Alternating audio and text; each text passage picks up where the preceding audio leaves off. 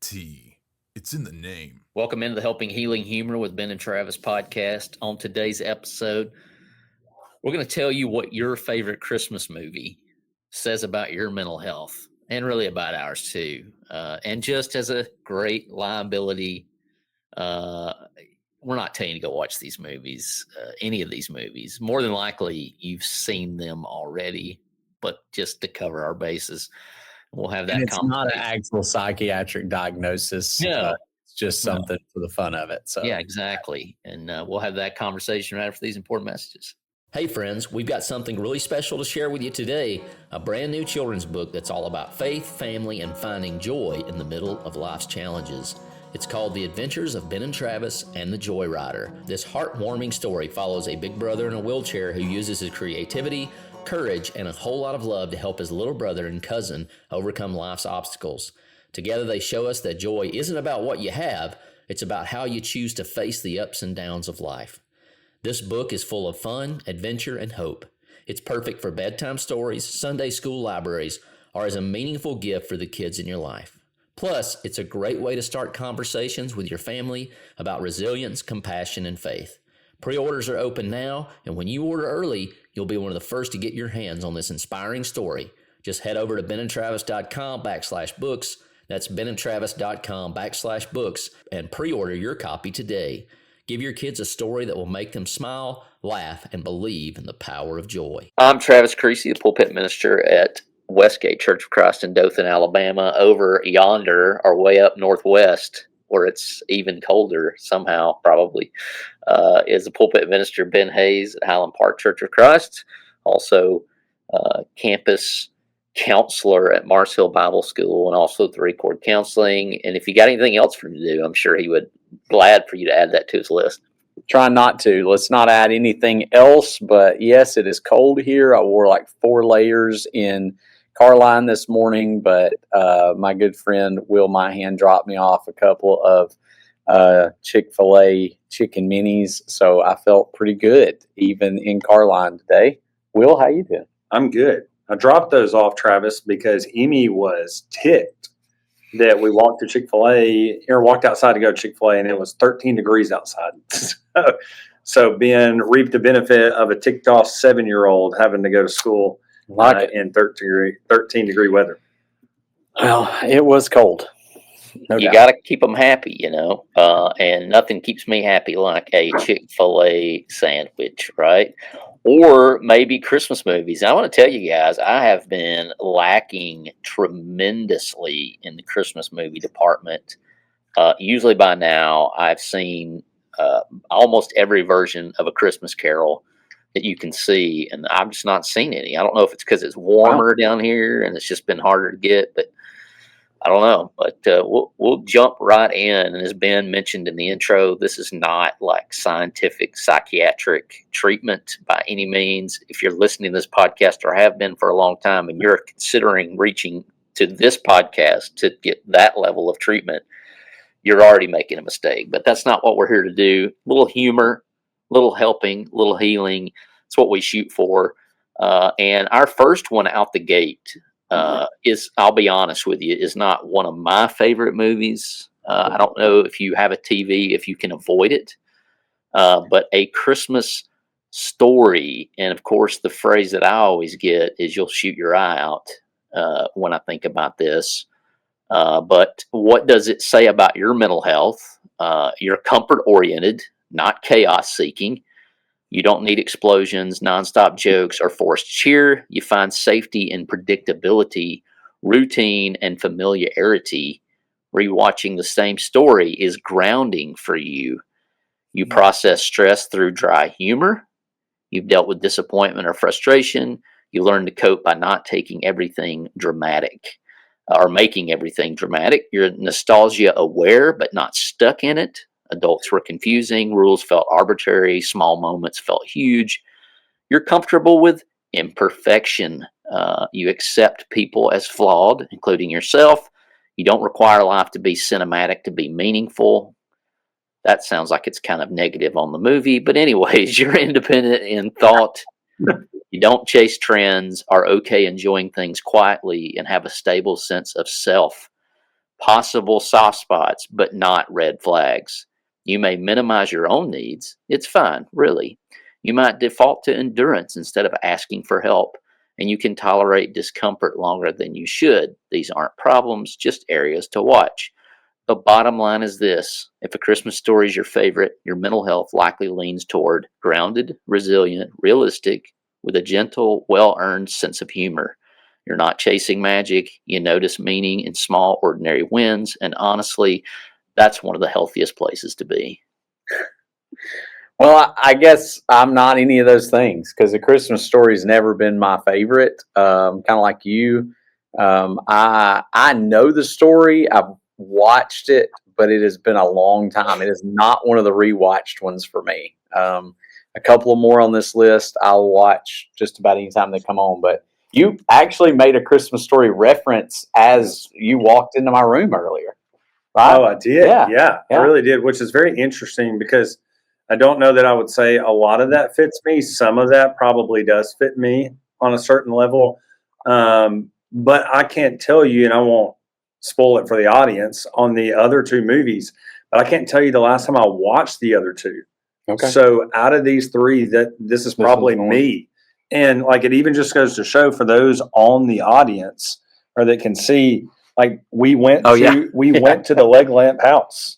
I've actually been twice. So I guess I've got to, saddle up here and accept my fate, because it seems like A Christmas Story to me was always, now I won't get into future episodes. Home Alone is our family's true Christmas, movie-thon there. But I remember Christmas Day, we rewatched this probably 15 times every Christmas.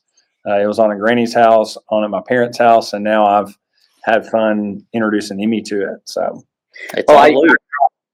I dropped I didn't shoot your eye out line, but my brother got a torch the other day. It's like a propane torch gun. You just put a propane tank on and it shoots a flame out to like light stuff. And I dropped the line to when he posted it, you're going to burn your eyes out with that thing. So, I know the quotes and I know some of the stuff, but not as familiar with this one.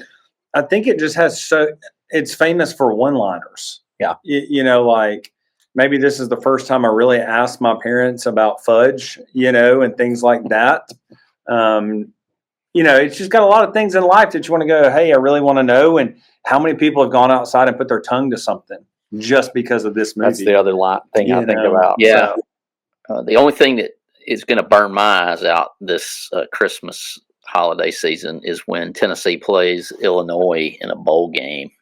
Y'all know I ain't watching that garbage. Anyways, but something about that with that one that I think is interesting is and maybe somewhat with all of them, but this is the only one out of our list today that probably doesn't have anything that's out of or supernatural. This is just life. And there is something about some of these that, you watch Home Alone and you're like, okay, somebody's dead if they do that. Like you just kind of know that's not even realistic.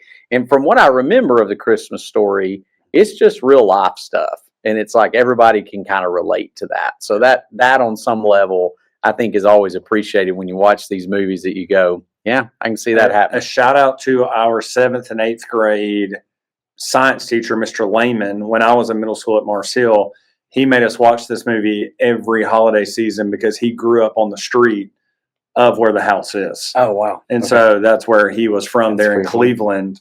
So maybe his fault all the way back to Mr. Lehman's science. That's funny. Of course, Cleveland is the most depressing Christmas movie. So number next, I believe, would be Ben Hayes. I think this is one I've heard you say probably on this podcast is your favorite, and that is A Wonderful Life. It says that you think deeply about meaning and impact. You're not just trying to be happy. You're trying to be useful, faithful, and significant. You often ask, did my life matter? Did I do enough for others? Was the sacrifice worth it? That kind of thinking usually belongs to people with high empathy and moral awareness. You understand burnout, maybe too well. George Bailey's struggle resonates because you know what it's like to put others first, delay personal dreams, feel invisible while doing the right thing. You wrestle with hope instead of avoiding it. People drawn to this movie often acknowledge despair honestly, believe hope must be earned, not forced, and find comfort in redemption rather than escapism. That's emotional courage. Relationships are central to your stability. You likely value loyalty over status, measure success relationally, not financially, feel most grounded when others are okay, even if you're tired. You believe life is worth living, even when it hurts. The story doesn't deny suffering; it reframes it. If this is your movie is your favorite, you probably believe life has intrinsic value. Small acts ripple outward. Your presence matters, even on days it doesn't feel like it. That belief is powerful, protective factor for mental health. Gentle watchouts, not red flags. You may tie your worth too closely to usefulness. You might feel guilty when resting or wanting more. You may carry others' burdens quietly. These are signs of compassion fatigue, not weakness. And the bottom line is if A Wonderful Life is your favorite movie, your mental health leans towards purpose driven, relationally anchored, hope tested, but still hope building. You don't need a perfect life. You need to know your life counts. And deep down, you already believe it does. Man. Well, we just lost, I did. You got Well, the angel and the demon. I feel seen on some of those things for sure. That's the first time I've heard that. You just read it to us live for the first time, and I'm like, wow, there's a lot of that. I won't say that I am perfect for sure, but I do feel a lot of those sentiments at times, and I do love this movie. I mean, it is one of those that I can watch it. It's not action packed. It's not, it does have some of the supernatural part of it, but it makes you think. And to me, that's the powerful part of this story. And a lot of the Christmas stories, I think, make you think about life at a little bit deeper level. So I do enjoy this one. Willard? I can't tell Do you even know the story? Yeah, I mean, I kind of know it, but I can't tell you the last time that I actually even watched it. And I think for me, there's like sad things that happen in some of these movies, like the Christmas movies, and I'm not like a Hallmark, like lovey-dovey, movie. It's hard for me to just sit and watch those. And so I think maybe just my immaturity and age and wanting funny humor, lighten the mood. Maybe I don't do well with reality is what I'm learning from these, movie traits that I'm getting here. Yeah, well, in reality, if you have any affection for Ben and Travis or Will Mahan or any of the things that we do, in reality, you can help us by liking this video. If you're watching it on the video platform, give us a good Christmas present by going, if you're listening to the podcast, whatever platform you're on, give us 5 stars, leave us a review, tell us what movie you connect with, or maybe what movie we left off the list. But we do appreciate it. And I'm kind of in the middle. I think the last movie on the list today would be my favorite of today's batch. But I do like It's a Wonderful Life. And I had several students last year when I was teaching around this time who said they had never seen It's a Wonderful Life. And I was like, well, we're busting the seal off of that today because there is a tremendous amount of spirituality in this movie, things you can take away, not necessarily things that we believe happen all the time, but there is a hope, which I think is highly connected to the reason for the season, however you feel about that. But it is one of those movies that I associate, and I can totally see Ben in that role, as he's been for me, somebody who's helped me along with Will and so many others to see the hope in this life. Is your church looking for meaningful ways to make a kingdom impact? Healing Hands International has been partnering with churches for more than 30 years to make real change possible. HHI is a faith-driven nonprofit that leads life-changing programs like Walk for Water, where communities come together to raise awareness and funds to drill wells around the world. But that is just the beginning. HHI works to aid, equip, and empower communities around the world, teaching families how to grow sustainable gardens or helping women launch small businesses to support their families. And the best part? All of these programs are done in partnership with local church leaders, empowering gospel opportunities. There are so many ways you and your church can get involved. You can host your own Walk for Water. You can pack gift boxes for kids through the Magi program or host a seed packing event. Learn more and get involved today at hhi.org. That's hhi.org. The last one that we're going to do today, interesting enough, has different versions, and we're shooting for the Disney Muppet, probably the over the top positive. You can get to where the Christmas Carol is like almost a Halloween movie. There's a couple of levels to get to the one that Jim Carrey did.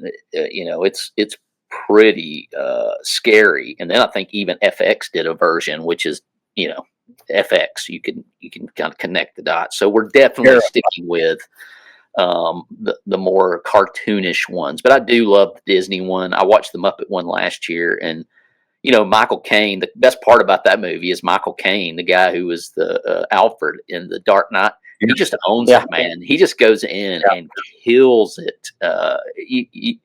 You can't tell he's talking to a bunch of puppets. He just owns it. But good for him. But the Christmas Carol, if a Christmas Carol, especially the Disney and Muppet version, is your favorite, it says you believe people can change. At your core, you're hopeful but not naive. You don't assume people are good by default.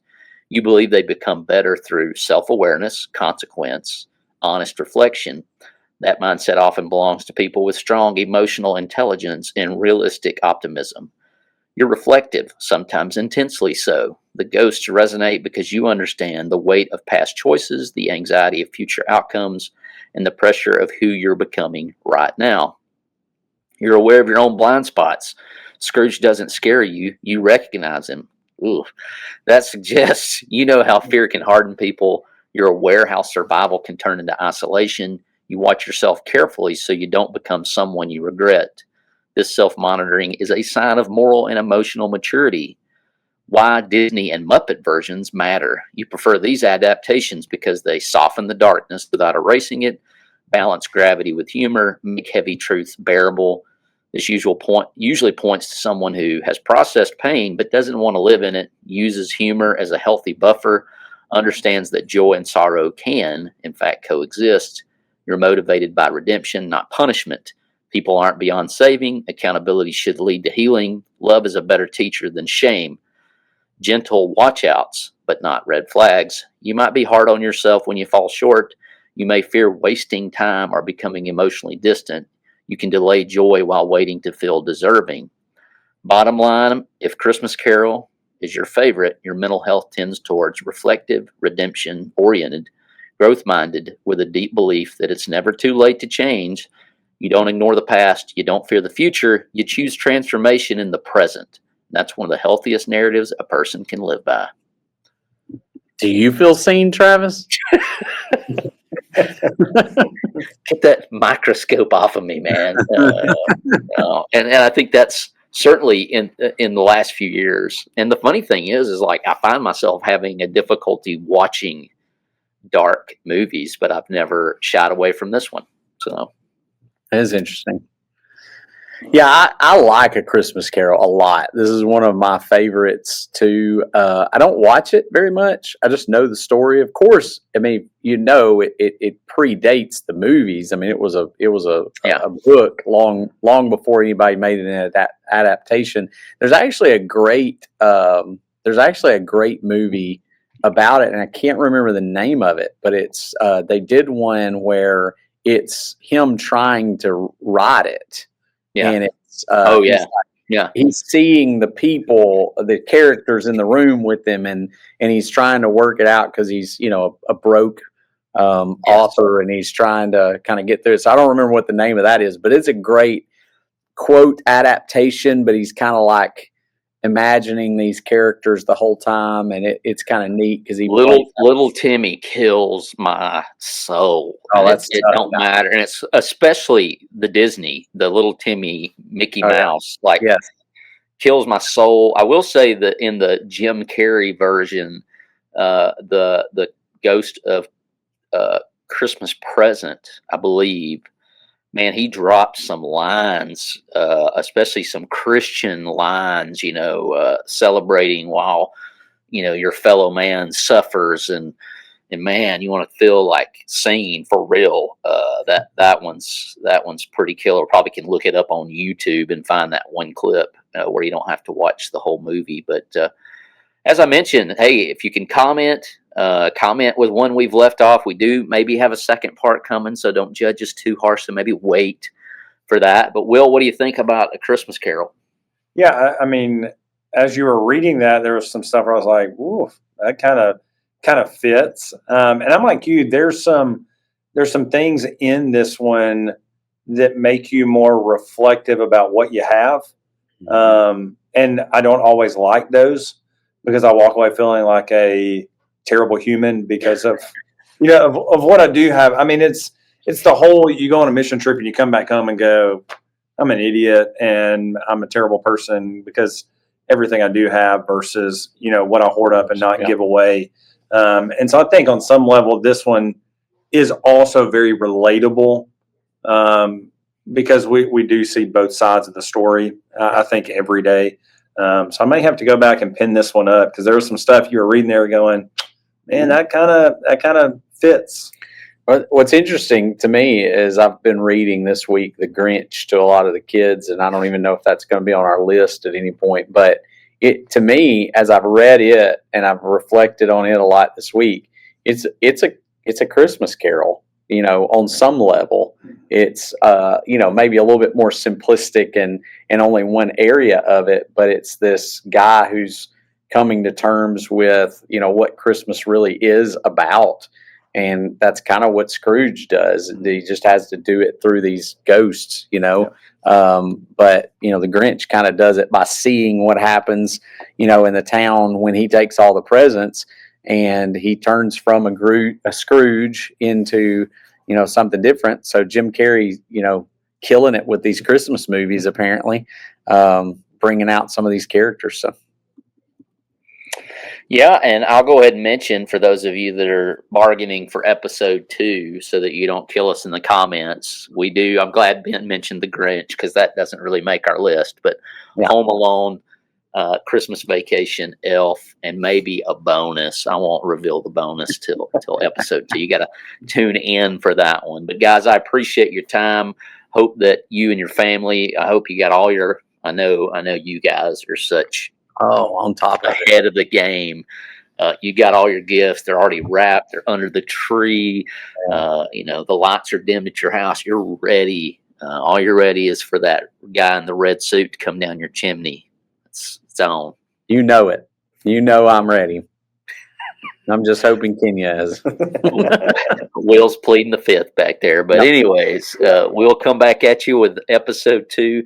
Hope you've enjoyed this, and hope you have a great week. Sounds good.